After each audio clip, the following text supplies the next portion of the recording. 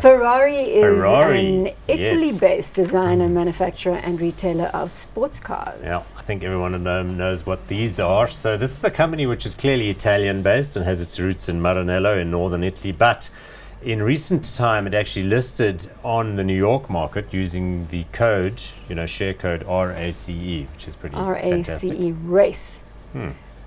Lucky I could get that right.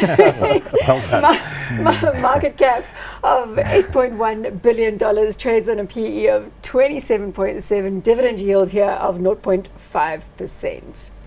This is an interesting investment theme. It's not often, I'm sure, that investors say to you, should we be buying Ferrari stock? No, it's not.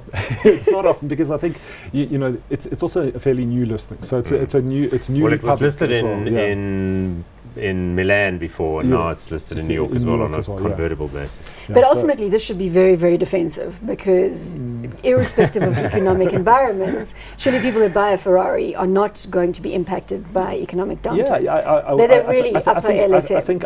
I think that's right. But I mean, if you actually look at their Q2 numbers, which have just come out, you'll see the US is actually under a lot of pressure. So I mean, I think their sales are down about 12% there, but huge uptake in Ferrari sales in China. So again, I think that emerging affluent class in China, snapping up Ferraris, which is great. Let's look at the share price graph, Gary. You can carry on. Yeah, but so that just reveals the short period that it has been trading, and it's been down and back up again. Yeah.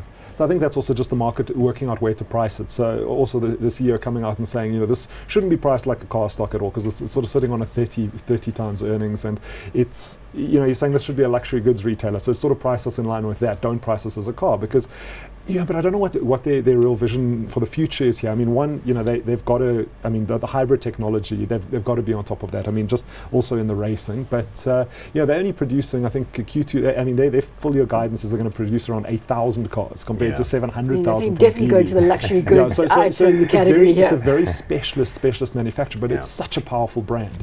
And if they did choose to roll it out on a larger scale, I don't know if the brand would then lose its value because it's not exclusive enough. But definitely, I think there is an opportunity for them, but it really depends where management wants to take it. And at this stage, I think they're sticking to the the nuts and bolts.